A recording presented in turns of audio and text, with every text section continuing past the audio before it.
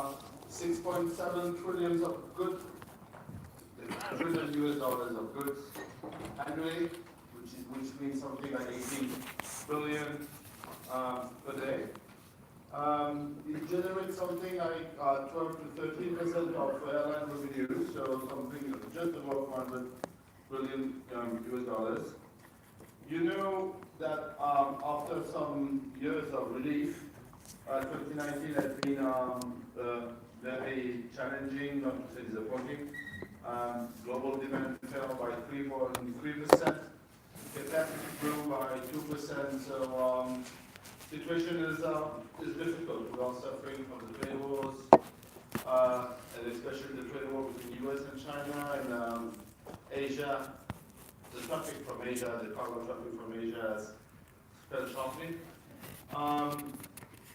What we are doing and advocating is always against any barriers to trade, people of course, but to trade as well, because we strongly believe that globalization and open borders, they are absolutely key for prosperity,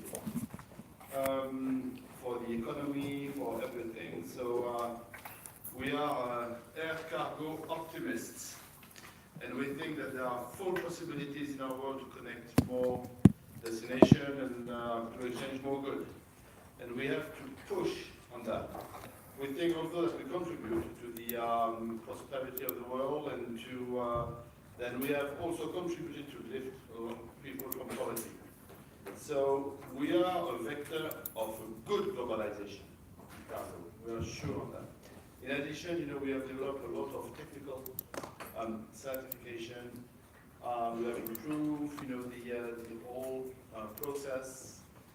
We work every day to improve it, to improve safety, to improve security, to improve the way we are transporting goods. We are guaranteeing the quality. So we will deal with that. We will try to demonstrate how important it is to us. You must know that for many airlines, especially the one I was responsible for before, a lot of routes were profitable thanks to cargo. We should never forget that. Thank you very much. And I leave you in the hands of a very highly experienced and skilled team, which is here. Thank you for your attention, ladies.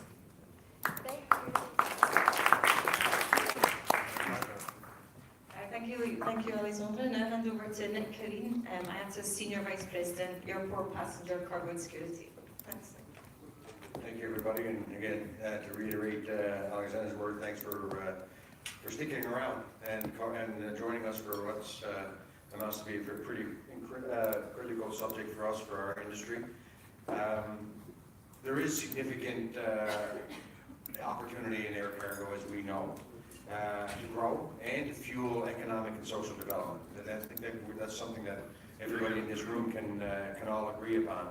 But one thing is for sure, and it's something that's consistent since I've joined, but it's consistent for all of our cargo team and for our industry in general, modernization needs to take place. And unfortunately, the pace at which it does take place is not where we need it to be. There's a few key areas which the team will cover off today much better than I can. And we'll start off in one particular area where Hank will take us through what can best be summarized as the digitization of the supply chain.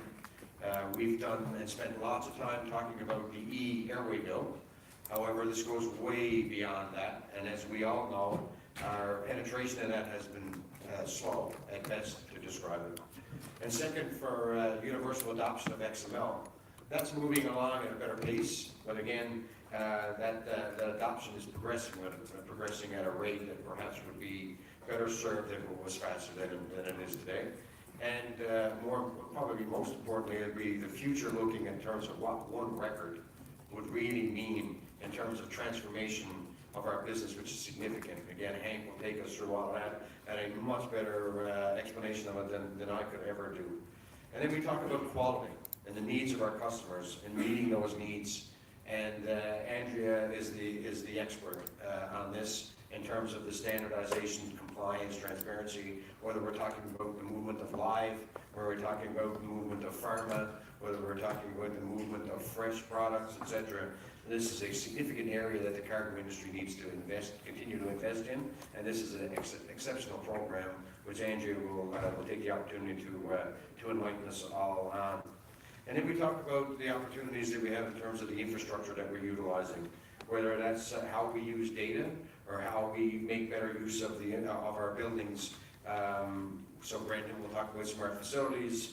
Ariane is here. We'll talk about Cargo IQ and our measurement systems and data and product and service differentiation opportunities, which again are very interesting and again bring us into a realm that we currently aren't in today in terms of these particular areas. Ultimately, the goal as well is to focus on safety, so we will get an update following on some of the discussion about lithium batteries yesterday being just one of them. But dangerous goods fire encompasses more than just lithium batteries, and we'll get the resident expert, actually probably arguably one of the global experts, Dave Brennan, will take us through what's progressing in that area. And with that, the people came. I think Gordon is going to talk about the supply chain as well, and the opportunities that are there in terms of standards and working with other agencies in terms of customs, etc. So again, I look forward to that. You didn't come here to listen to me, but I just want to sort of give you an outline of what we're going to see and hear about today from a team that is very dedicated and very knowledgeable in terms of what needs to happen, and again, working hard to help push this industry to where it needs to go. So with that, I hope you have a great afternoon, an informative afternoon, and I think I'll turn it over to Glenn to say a few words and get us all started. So thanks very much.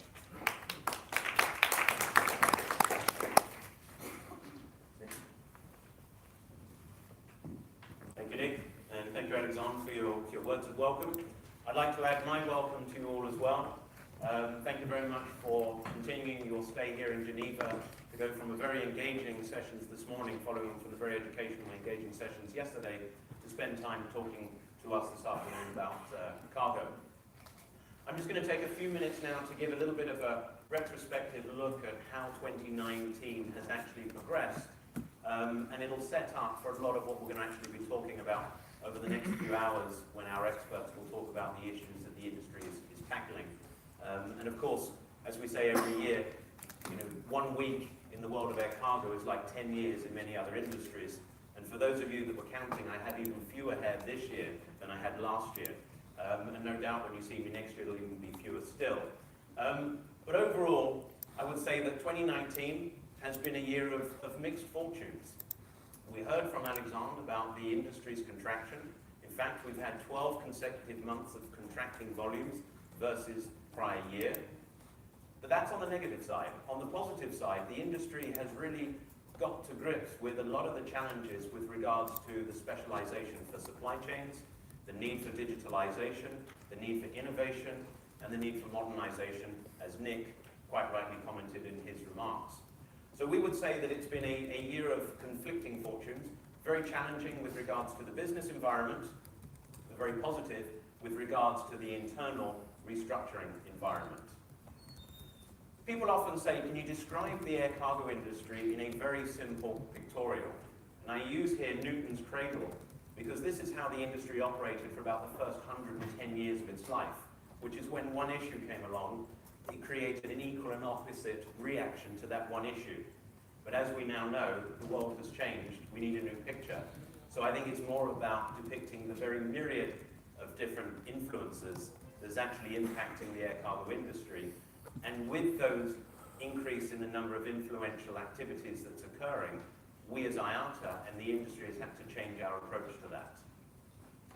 Some of the key influences that we certainly spend a lot of time on, and you will hear significantly throughout the rest of the day, going to list just a few of those, the macroeconomic picture. We have Andrew Matters, who's one of our leading economists in the Chief Economist's Office, who's a senior economist there, who will actually talk us through the environment, what we can expect next year. Yes, indeed, the US-China trade war has had an impact, and we will see a strong correlation in Andrew's slides. But there's also other factors. There's the US and the EU. There's Japan and South Korea. There's been the challenges with regards to NAFTA, the Asian Pact, a slowdown in the automotive sector. So there's been quite a few macroeconomic influences that have actually had an impact on the air cargo fortunes. Consumer behavior, positive and negative. On the positive side, we're going to hear a lot about e-commerce and how consumerism is actually looking about the accelerated speed of delivery, about the emotional gratification needing to replicate online as it is through in-store purchases. Need for speed, air cargo is very well positioned. The industry needs to evolve and is already starting in that process.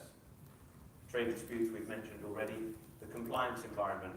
Gordon, as Nick has mentioned, our board management expert, will talk about some of the challenges that we have in terms of regulatory compliance and operational compliance. The next generation, it's an area, and we will talk a little bit later on when we talk about sustainability, about the need for this industry to attract the next generation, as well as being aware of how that next generation of consumers is going to impact in terms of how this industry operates, as they are looking at their consumer behavior being different from their parental consumer behavior. As I mentioned, the sustainability agenda, which is not just the environment. It was a wonderful session this morning, very educational. We have an extended session this afternoon, or a session this afternoon, where we will look at the impact of the sustainability area with regards to air cargo and how it's impacting in some of our programs and projects and how the industry is needing to move forward. Of course, air cargo, I understand many of you in this room are air cargo experts, probably could be coming up here and presenting far more eloquently than I on the world and the difficulties and challenges of air cargo. For those of you that are perhaps newer to the air cargo industry, one of the most significant challenges is how do you balance the supply, the demand, and the capacity availability, because of course cargo flies in one direction, from point of production to point of consumption, with perhaps a very tiny percentage of returned goods going back. So it means an efficient utilization of assets means the industry has to look at global supply chains. Global supply chains, to the next point, are evolving. The situation we've noticed already with the China-US and the building tariff scenario that had happened over the last 18 months, a lot of the manufacturers had actually repositioned in Vietnam, in Malaysia, in Thailand. So the industry has to be equally adept and agile at taking that capacity that had been deployed on regular trade lanes and making it or moving it to where it is actually now needed. One of the most significant challenges, and one where we work very closely with the shipping community on trying to get that predictive needs identified, or the prediction of needs identified as early as possible. So the overall aeroeconomic environment has been quite challenging. Of course, the price of fuel is still prevalent, the cost of operations. I know these were addressed in yesterday's session, so we won't endeavour to cover those today so as not to duplicate. But of course, the operation in the cargo environment is also influenced by a number of factors. What we will also focus on in our presentations over the next few hours is the three aspects of IATA's core activity. As you know, IATA is a trade association. Part of that role means that we need to advocate for the beneficial scenario for the whole industry, for the travelling public, and also for the flying shipper community. And so therefore we need to spend a lot of time on identifying where we can work with customs agencies, where we can work with trade and regulatory environments, where we can work with consumer associations on the issues that impact globalization and the global economy. The global economy, we say, is very much supported by the air cargo industry. Alexandre said in his opening remarks about the value of goods transported equating to approximately 34-35% of international trade, whilst only 1 to 1.2% of volume, reinforcing the fact that air cargo is transporting the highest values of goods, the most sensitive cargoes, and therefore is actually driving growth certainly in developing nations as they actually are investing their economy. So advocacy is a strong component of what we do. Standard setting, and again we will focus quite extensively today in our area of standard setting, is critical for an efficient industry. It's critical to move cargo that neither has a voice, nor feet, and cannot walk itself onto the plane and cannot walk itself through the security and the compliance checkpoints. So it's imperative that the industry has efficient standards, and we'll talk to you today about how we're upgrading some of those standards to again cater for today's more increasing demands for transparency, speed, efficiency, and optimization. We've also got something new this year. At the end of today's session, we're going to invite you to join us for, I believe, a little aperitif. Is that right, Lucy? Yes. A little aperitif in a room that's sponsored by our commercial team, who'd like to showcase one or two of the products that they've actually been developing. Again, in our response to industry demands and needs, part of Iata's role is then to work with various industry parties to come up with efficient solutions, and we'd like to showcase a couple of those, which we certainly believe will help drive the industry forward in terms of efficiency and safety and compliance perspectives. So it's quite a busy day that we've got planned ahead. One of the areas that is prevalent, and hopefully it'll come through in our presentations, that the speed of this industry, as I said before, has evolved so rapidly that the programs that we're working on have to evolve, and the industry is constantly evolving. And what we continually work with our members, and we challenge them, they challenge us, is that we need new thinking to address these new challenges. And I think that will hopefully come through, well, I hope that will come through in some of the new programs that we talked to you about this afternoon. There is also one other theme that is absolutely critical for this industry, which is the recognition that no one entity has all the answers, and that collaboration is absolutely critical if we want to move this industry forward and provide the best service possible to support that 35% of global trade that we talked about. We also need to move away from the old school thinking that things move from one party to another party in a chain process. It's much more now about collaborative communities and networks. And this is also, again, a lot of how we've evolved our programs to focus much more on the fact that the industry is collaborative of nature and is talking about supply communities rather than supply chains. So those are just my initial thoughts about 2019 in retrospect. It has been very poor, once again, as I say, from a volume perspective, with 12 consecutive months of contraction. Projection is the end of the year in somewhere in the region of 3 to 3.5% contraction after last year. But the positive side is how we think it's positioning the industry for future growth. With that, I'd like to hand over now and introduce Andrew Matthews. Andrew is the Deputy Chief Economist, who's actually going to be talking us through that environment, a little bit of a retrospect about this year and what we can also expect coming up in the next 12 months. So with that, I'll hand over to Andrew. Thank you.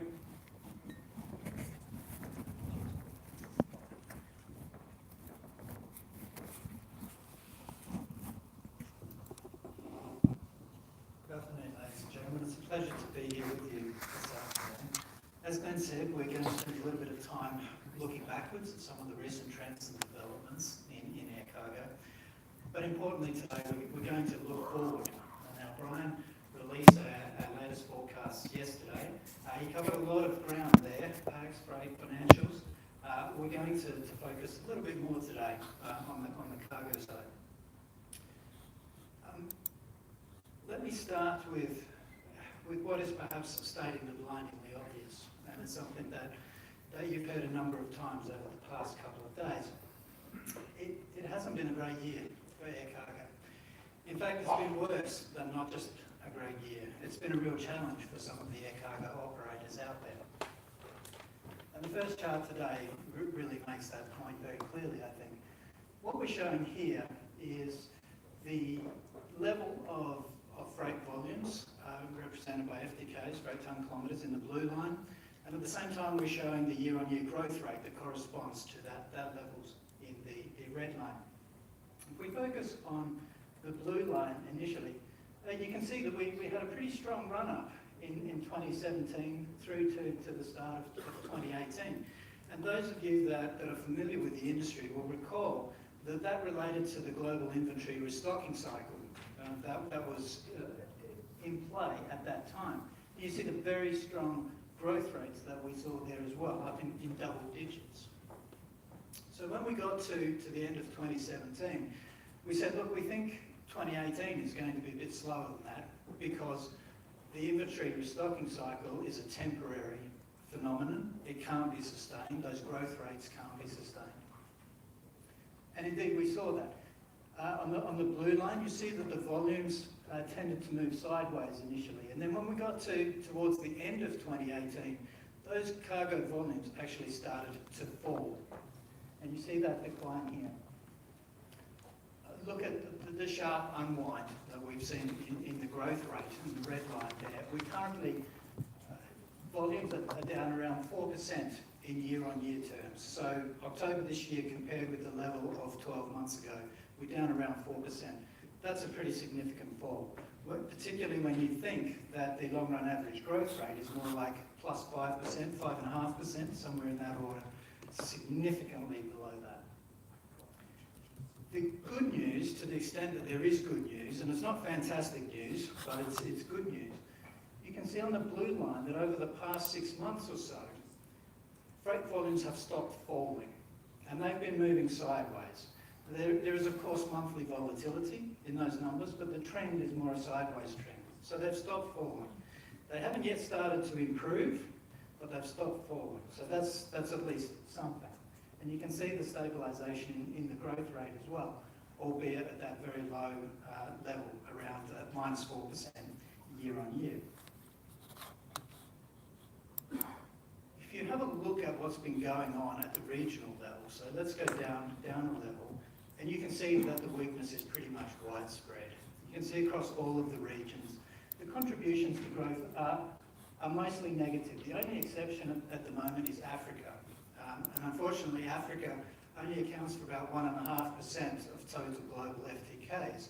So the growth that we see in Africa is simply not enough to overcome the declines that we're seeing across the other regions. And if you go down a level further and you look at what's happening in some of the major trade lanes, again, similar kind of story. What we're showing here on the left-hand side is the level of international FTKs. The right-hand side, we're showing the growth rates. And you can see the deterioration in the growth performance is fairly uniform. The story is broadly the same. What's quite interesting is that within Asia has fallen much more than the other three major trade routes. But you can see the broad story is one of weakness, okay? Widespread weakness in activity. This is not concentrated in a particular trade lane or a particular region. It's broad-based. And as you've heard a number of times over the past couple of days, trade tensions are playing a key part in those developments. What we show here is the change in world trade. So it's world trade growth in the blue line, and the red line is global GDP growth.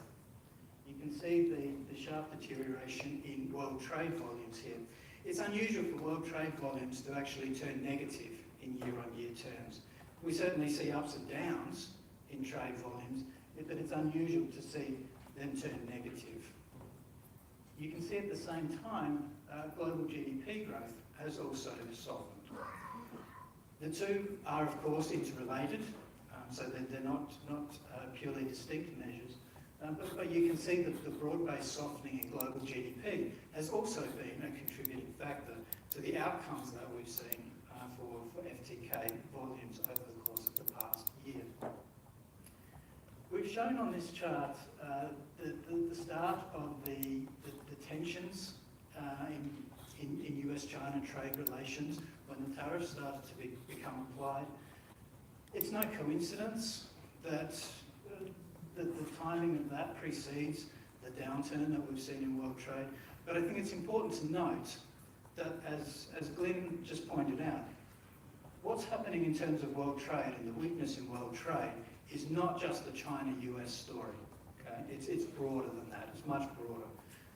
And you see that reflected in some of the charts that I showed you previously. Having said that, if we focus on what's been happening between the US and China, you get a sense of the magnitude of the issue here in that trade negotiation. What we're showing here is the value of US import tariffs on Chinese goods and the successive changes that have been implemented here. I need to point out the December 19 numbers on the right-hand side of this chart is what's been proposed. And the deadline is the 15th. No decision, as I understand it, has been taken as to whether these tariffs are actually going to be implemented.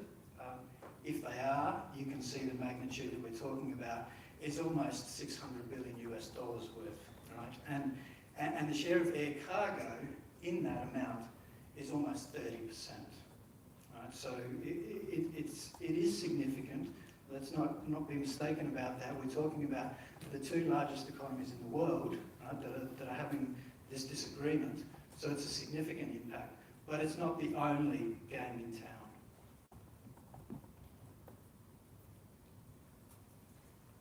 So against this fairly soft and weakening demand environment that we've seen, it's really going to be no surprise to learn that yields have been weak, and you see that in the blue line here. You can see a very clear downward trend in cargo yields over the past 12 months or so. And at the same time, the industry has responded to the weaker demand backdrop by slowing capacity growth. Capacity growth at the moment in terms of AFTKs is currently running at around 2% year on year. So that's a very modest rate of capacity increase. But of course, even a moderate rate of capacity increase when demand is falling is still going to have some significant implications for the freight load factor. And you can see that the red line on this chart, and the very sharp adjustment, once again, from the peaks in 2017, and then particularly the sharp decline that we've seen at the start of 2019 in the freight load factor. So this story hangs together, right? Broad-based weakness in demand, but also flowing through to what we're seeing in terms of yields and in terms of the load factor. If we start to look forward and start to think about how this is going to play out in terms of the outlook for 2020, one of the indicators that we look at, we look at a number of leading indicators, but this is one of them. This is global business confidence in the blue line, and you can see we split that out into emerging markets in red and so-called advanced economies in green. A couple of key things to take from this. First of all, you can see the decline in the advanced economies business confidence measures from pretty much from the start of 2018. The decline is less pronounced for emerging markets. What's interesting is if you look at the right-hand side of this chart, some of the recent developments, and there are two key things here. The first is the improvement that we've seen in emerging markets. Right? So there's now a clear divergence in the business confidence readings that we're getting from the emerging economies over the last few months compared with what we've seen for the advanced markets. The other thing to note is the tick up right at the very end. Even in the advanced economies, we've seen that tick up. Now, if you look at the history of the chart, it's not unusual for this series to bounce around. Okay? So we're not putting too much faith in that pickup in a single data point. We're looking for confirmation going forward that there is an improvement, or not, as the case may be. But we have seen that uptick there in the most recent data point.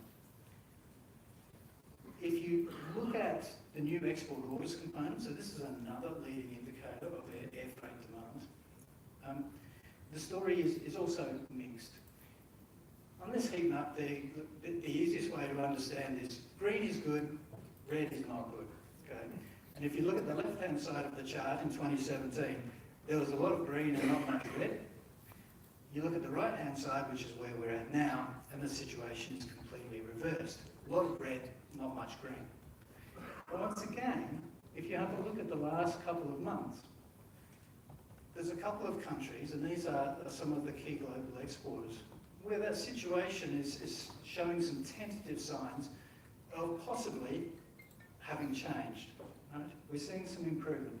Interestingly, the US and China are amongst them. And so part of that has to relate to the thawing that we have seen in the trade negotiations recently. And we all know that that's very fragile and that could be reversed very quickly. But have a look at some of the other markets, and again, it's particularly the emerging markets, where we're starting to see some possible signs of at least of stabilisation. Okay? Once again, we're not suggesting that this is going to result in a boom in air freight volumes going forward, but at least this is looking towards stabilisation in the situation. The economic and the backdrop, I guess, to the global air freight market. One of the other things that we're looking at is the broader macroeconomic forecast. So here we've got global GDP growth and we've got world trade growth. Now, there are plenty of economic forecasts out there. You can pick whichever flavour you prefer. Here we're showing what's happening in the IMF's latest numbers. Broadly speaking, I think it's fair to say that the consensus on these couple of indicators is broadly similar across commentators. Most commentators are suggesting that 2019 is probably the low point. The 2020 conditions are going to be a little bit better, both in terms of world GDP and in terms of world trade. Now, if you have a look at these, they're not really pointing to a sharp recovery, but it does suggest that perhaps 2020 is going to be a more favourable macroeconomic backdrop for businesses generally and for air cargo than 2019 has been. Each quarter we conduct a business confidence survey. So we go to airline CEOs and heads of cargo and we ask them a number of questions about the industry, about how things have been over the past quarter, and importantly, how they think things are going to be over the next 12 months. And this chart shows you the outcomes of our latest survey, which was conducted in October. We've got another one coming out next month. For cargo volumes and cargo yields for the year ahead. You can see it's not a fantastic story here going forward. But what this tells us is that the industry is expecting that in terms of cargo volumes, the situation is going to be a bit better next year than it was this year. And the way to read this chart, 50 is the critical number. Any outcome above 50 points to an improved outlook or stronger demand or better circumstances next year.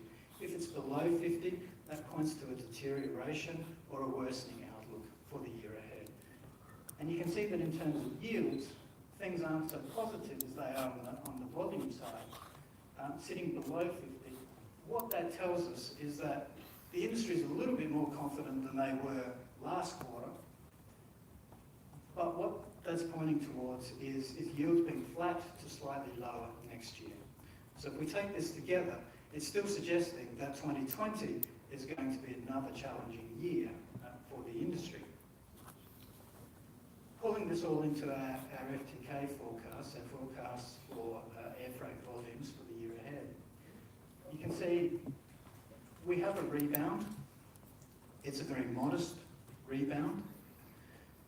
It's fair to say that typically after there's a fall in volumes, air freight industry rebounds very strongly. Right? We get a V-shaped recovery. We're not expecting that this year, and I think the reasons for that have become clear from the previous slides. But we are expecting a modest recovery this year. So after a fall of about 3.3% for 2019 overall, we're looking towards getting growth of something like 2% for 2020.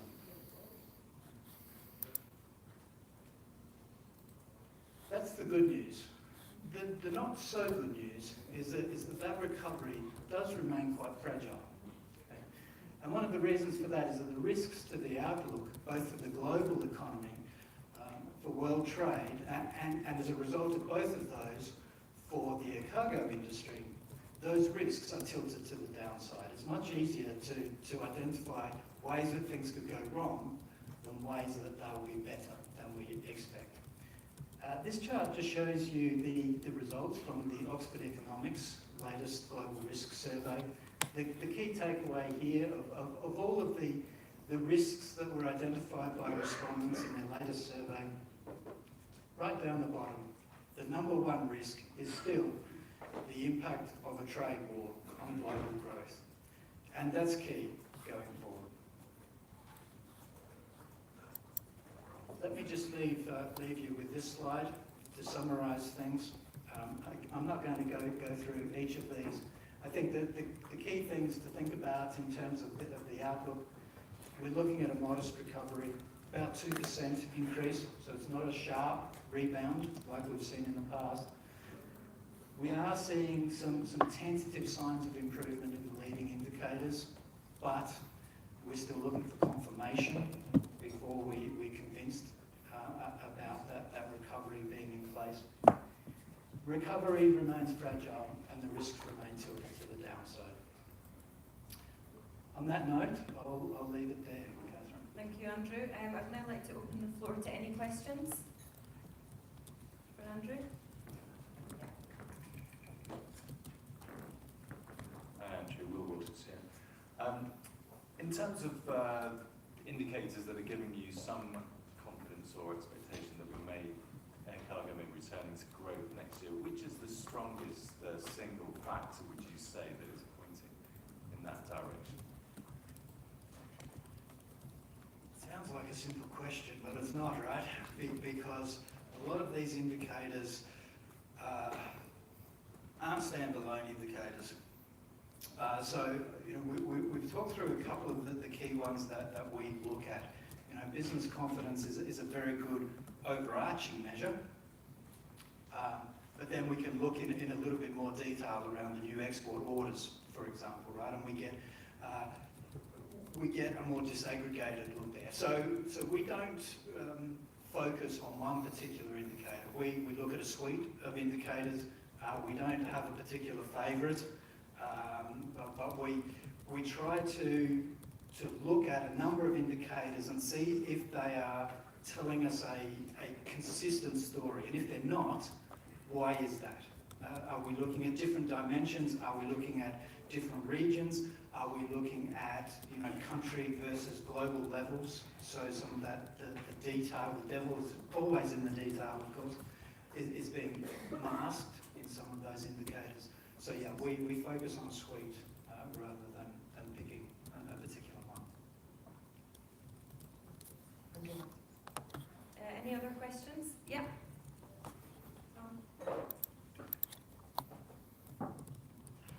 Yes, Tom Valentine from Orient Aviation magazine. The 2% growth that is being forecast is obviously for the overall air freight market. In Asia Pacific, where air freight is really a key for airlines and it's the biggest area, can you give us some feeling about how you see that market specifically? Because apart from the trade wars, which are, you know, still a bit iffy if they're going to stop or not, you've got what's happening in Hong Kong, Korea, Japan. There's quite a lot of factors there. So is recovery in Asia Pacific likely to be slower than elsewhere? In our current forecast, we are expecting to see an improvement in Asia Pac, but as you've just highlighted, the risks are probably higher in that region than elsewhere. There are a lot of things that could go wrong and could hinder the outlook in Asia Pacific. So you're right, you know, Asia Pac is the largest region in terms of FTKs, and to a large extent that's going to contribute to the overall industry number, how that plays out. I mean, at the moment, given the recent developments, I guess we're cautiously optimistic on the trade front, particularly in what we've seen between the US and China. And that trade issue, while it's not the only issue in the region, clearly has knock-on effects through the manufacturing hubs throughout Asia Pacific and the impact on broader economic activity and demand there. So there are both direct and indirect effects that we see coming through that trade. So that's the critical question. As I said, I think it's fair to say we're cautiously optimistic about how that will play out. And if those things go to plan, then yes, we would expect to see some improvement in Asia Pacific as well. But quite clearly the risks are much higher, I think, in that region. Any further? Dina?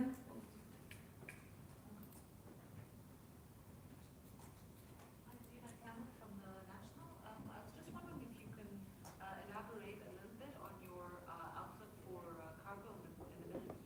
What might be driving the rebound, the slight rebound you're expecting in 2020? And what might be some regional specific risks that you see weighing on that outlook? I think developments in the air transport industry generally in the Middle East are very interesting at the moment. And Brian spoke a little bit yesterday about some of the challenges facing some of the larger carriers there in terms of restructuring their businesses and reviewing their business models and how to continue to grow and to grow profitably going forward. So for those airlines, I think cargo is a part of that equation. That's one issue. Obviously, there are some of the geopolitical issues within the region, which again, that doesn't just impact air cargo, that affects the air transport industry more broadly, and how that plays out will be important. I mean, one of the things that I think for air freight travelling through the Middle East, often it is just that, right? It's travelling through the Middle East. And so it's not, when you think about the outlook for the Middle East carriers and air freight, you're not just focused on the region. You have to think what's happening elsewhere, like in the key markets, so whether that's Europe, whether it's Asia Pacific, whether that's also North America, right? So understanding the circumstances there. So, that introduces issues like, general economic activity, economic growth in Europe, in Asia Pacific, in the key markets. That will also have an impact on the trade flows globally, and is quite important for the Middle East airlines. Theodor Körzés, Warsaw, Hungary. So I have one question. Despite the expected modest recovery in 2020, do you think that there will be some kind of consolidation process in the industry? So will there be any airline failures due to the big pressure on the yield? I think one of the things you learn early on in this industry is never say never. And so it is possible that there are some airlines that will not survive this challenging period. At Iata, we don't speak about individual airlines and the prospects for individual carriers, but you'll recall the chart that Brian showed just yesterday, which looked at the airline financial performance by carrier. There was a relatively small number of airlines, and then this wasn't just passenger or freight, it was consolidated. There's a relatively small number of airlines that are generating the bulk of profits for the industry. There are a lot of airlines who are basically breaking even or making a small profit, but there are also a number of airlines who are really struggling financially. I think in that context, any sustained period of pressure on yields and pressure on demand is going to impact those airlines that are already finding it difficult to survive, and it may well be that unfortunately some of them don't survive this challenging environment. Thank you, Andrew. I think, okay, last two questions. Michael Mackey, Asia Cargo News. I hope I'm not misunderstanding things, but when Brian spoke yesterday, he said that this rebound was going to be significant in cargo because of the contribution it makes to the bottom line of the Asian carriers. You seem to be much more hesitant. Is that a misinterpretation on my part, or is there a difference of opinion within IATA, or is there just a misunderstanding? I'm confident that there is no difference of opinion in IATA, and certainly not in the economics team. The point was made earlier that cargo revenues are important, are very important for the Asia Pacific carriers. In fact, as a region, probably more important than for any other carrier. So, yeah, we're not looking at a sharp recovery here in FTKs, not by any stretch, but that recovery is certainly going to be important for the Asia Pacific carriers, given the importance of air freight generally as a share of the business for airlines in that region. Thank you. One final question. Damien Brett from Air Cargo News.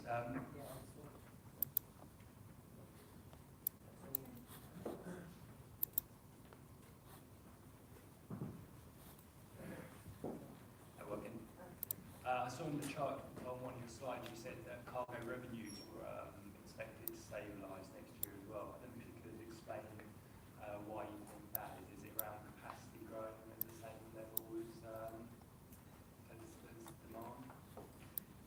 Yeah, I think mainly it's the improved backdrop and the improvement in demand that we're expecting to see to support revenues next year. We saw a big fall in revenues this year. I think cargo revenues are down something like 8% in 2019. So we're looking to a stabilisation of cargo revenues over the course of 2020, supported by that uplift in demand that we're expecting to see. Thank you, Andrew. Catherine, could I just mention very quickly, this afternoon we're also releasing a fourth quarter cargo chart book. So I think by the time you come back from your coffee break this afternoon, we'll have some printed copies available to you hot off the press, and we'll be publishing that a little bit later this afternoon. Thank you very much. Thanks, Andrew. That's good. I'd now like to introduce Gordon Wright, our Head of Cargo